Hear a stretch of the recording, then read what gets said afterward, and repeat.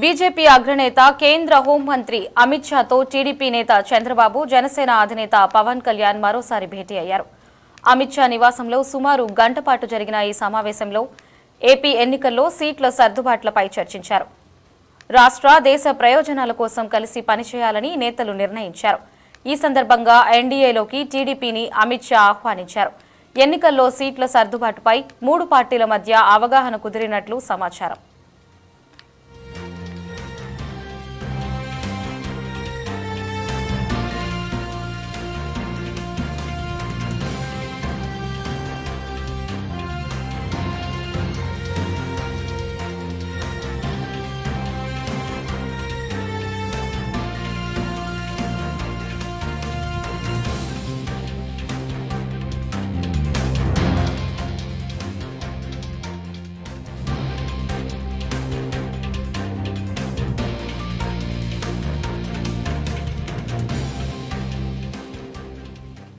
BJP అగ్రనేత కేంద్ర హోంమంత్రి అమిత్ షాతో టీడీపీ అధినేత చంద్రబాబు జనసేన అధినేత పవన్ కళ్యాణ్ మరోసారి భేటీ అయ్యారు. అమిత్ షా నివాసంలో సుమారు గంట పాటు జరిగిన ఈ సమావేశంలో ఏపీ ఎన్నికల్లో సీట్ల సర్దుబాటుపై చర్చించారు. రాష్ట్ర దేశ ప్రయోజనాల కోసం కలిసి పనిచేయాలని నేతలు నిర్ణయించారు. ఇక ఇదే అంశానికి సంబంధించి మరింత సమాచారం కాశీరావు అందిస్తారు. కాశీరావు, చెప్పండి. కేంద్ర హోంమంత్రి అమిత్ షా అలాగే బీజేపీ జాతీయ అధ్యక్షుడు జేపీ నడ్డాతో టీడీపీ అధినేత చంద్రబాబు అలాగే జనసేన అధినేత పవన్ కళ్యాణ్ భేటీ ముగిసింది. జనసేన బీజేపీ కలిపి కూడా 8 పార్లమెంటు 30 అసెంబ్లీ స్థానాలు ఇచ్చేందుకు టీడీపీ అంగీకరించినట్లు కూడా మన దగ్గర సమాచారం. మిగిలిన 17 లోక్సభ 145 అసెంబ్లీ స్థానాల్లో టీడీపీ పోటీ చేయనుంది. అరకు, రాజమండ్రి, నర్సాపురం, తిరుపతి, హిందూపూరు, రాజంపేట లోక్సభ స్థానాల్లో బీజేపీ పోటీ చేయనున్నట్లు సమాచారం. అలాగే అనకాపల్లి, కాకినాడ, మచిలీపట్నంలో జనసేన పోటీ చేసే అవకాశం ఉంది. దాదాపు 50 నిమిషాల పాటు భేటీ కొనసాగింది. త్వరలోనే పొత్తుతో పాటు సీట్లపై కూడా 3 పార్టీలు అధికారికంగా ప్రకటన చేసే పరిస్థితి అయితే ఉంది. పొత్తుల విషయంలో ఆలస్యమైనందుకు మిత్రపక్షాల మధ్య ఓట్ల బదిలీని దృష్టిలో పెట్టుకుని జాగ్రత్తగా వ్యవహరించాలని చెప్పి విజయావకాశాల ఆధారంగా ముందుకెళ్లాలని 3 పక్షాలు కూడా నిర్ణయించినట్లు కూడా తెలుస్తోంది. వచ్చే ఎన్నికల్లో ఎన్డీఏ కూటమి తరఫున 400కు పైగా సీట్లు సాధించి కేంద్రంలో బలమైన ప్రభుత్వం ఏర్పాటు చేయాలని లక్ష్యంగా పెట్టుకున్నటువంటి ప్రధాని మోదీ దాన్ని సాధించడానికి ఎన్డీఏ పూర్వ మిత్రపక్షాలన్నింటినీ కూడా ఆహ్వానిస్తున్న పరిస్థితి మనకు తెలిసిందే.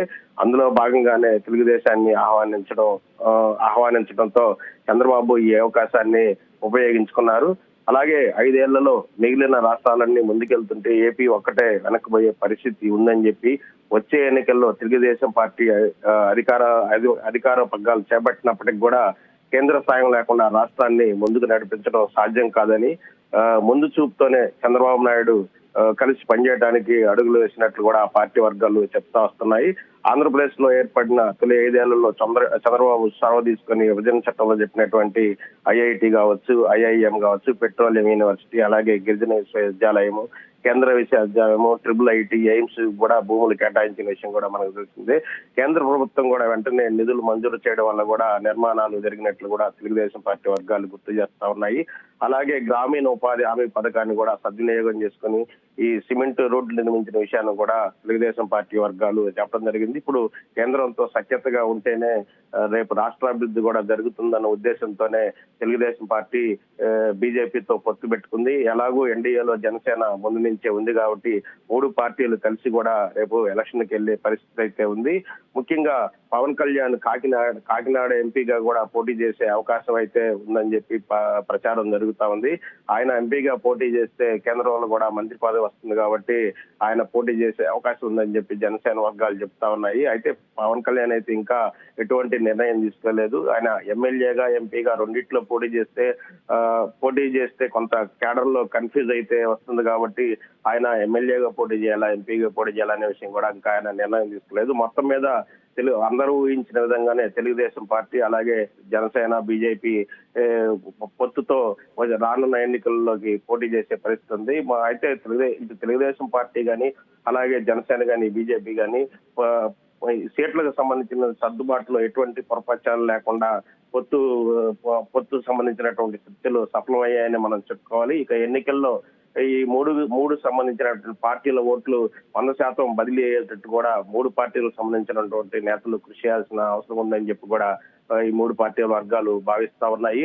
ముఖ్యంగా ఎవరికైతే టికెట్ దక్కలేదో వాళ్ళందరినీ వచ్చే ఎన్నికల్లో పనిచేసే అసంతృప్తి లేకుండా వాళ్ళని బుజ్జగించి మొత్తం మూడు పార్టీలు కలిసికట్టుగా సమన్వయంతో పనిచేసే విధంగా చర్యలు తీసుకునే దానికి ఇటు తెలుగుదేశం పార్టీ అధినేత చంద్రబాబు నాయుడు, అలాగే పవన్ కళ్యాణ్, అలాగే బీజేపీకి సంబంధించినటువంటి రాష్ట్ర పెద్దలు, రాష్ట్ర అధిష్టానం పురంధరేశ్వరి కూడా ప్రయత్నం చేయాల్సిన పరిస్థితి అయితే ఉంటుంది. మొత్తం మీద అయితే మూడు పార్టీలు పొత్తుతో ఎన్నికలు పోయే పరిస్థితి అయితే ఉంది. లారీ మరి ఈ మూడు పార్టీలు కలిపి ఎప్పుడు అభ్యర్థుల్ని ప్రకటించే అవకాశం ఉంది? అయితే ఇప్పటికే తెలుగుదేశం పార్టీ, జనసేన కొంతమంది అభ్యర్థులను ప్రకటించడం కూడా జరిగింది. ఇక బీజేపీకి ఏ అయితే టికెట్లు ఇవ్వాలనుకుంటున్నారో, ముఖ్యంగా బీజేపీ దృష్టి అంతా పార్లమెంట్ అభ్యర్థుల స్థానాల మీద ఉంది. కాబట్టి వాళ్ళకి సంబంధించినటువంటి పార్లమెంట్ స్థానాల్లో ఇప్పటి అయితే అభ్యర్థులను ఇంకా తెలుగుదేశం పార్టీ గాని జనసేన గాని ప్రకటించలేదు. ఏదైతే అరకు, రాజమండ్రి, నరసాపురం, తిరుపతి, హిందూపురం, రాజంపేట లోక్సభ స్థానాలను బీజేపీకే వదిలిపెట్టినట్టు కూడా చెప్తా ఉంది. అలాగే ఈ జనసేన అనకాపల్లి, కాకినాడ, మచిలీపట్నం ఈ మూడు ప్రదేశాల్లో జనసేన అభ్యర్థులు పోటీ చేసే పరిస్థితి ఉంది. మొత్తం మీద తిరిగి అంటే ఆంధ్రప్రదేశ్ కు సంబంధించినటువంటి బీజేపీ అధిష్టానం మరలా పురంధరేశ్వరి, అలాగే చంద్రబాబు నాయుడు, జనసేన మరోసారి ఈ సీట్ల పంపకం విషయంలో కూడా మాట్లాడుకోవాల్సిన అవసరం ఉంది. త్వరలోనే ఈ సీట్లు సర్దుబాట్ల విషయం కూడా ముగ్గురు ఒకేసారి అధికారికంగా ప్రకటన చేసే పరిస్థితి అయితే ఉంది. లహరి మరి ఈ ముగ్గురు అధికారికంగా ప్రకటన అయితే వచ్చేసిందని అయితే అనుకోవచ్చు మనం.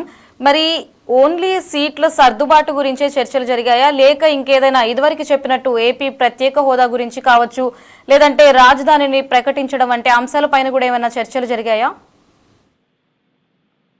తాత్కాలికంగా అయితే ప్రస్తుతానికైతే ఎన్నికలకు సంబంధించినటువంటి వ్యవహారాల మీద సుమారు 50 నిమిషాలు పైనగానే జరిగింది.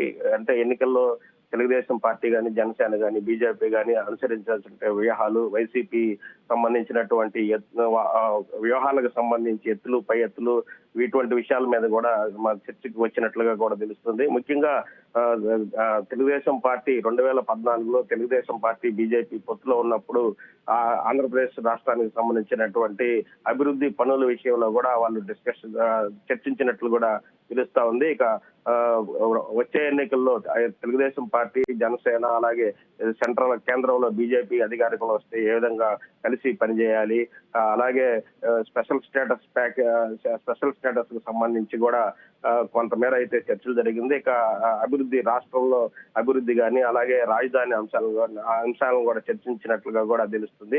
మొత్తం మీద ముఖ్యంగా అయితే ఎన్నికలకు సంబంధించినటువంటి సీట్లు, వాటి పంపకాలు, అలాగే ఏ స్థానాల్లో ఏ పార్టీకి అభ్యర్థిని నిలబెడితే గెలుస్తారు, వాళ్ళ విజయావకాశాలు ఎలా ఉన్నాయి, వాటి విషయం మీదే మొత్తం మీద ఈ 50 నిమిషాల పై వాటి చర్చ జరిగినట్లుగా కూడా మనకు తెలుస్తా ఉంది. Lahari thank you Kasirao.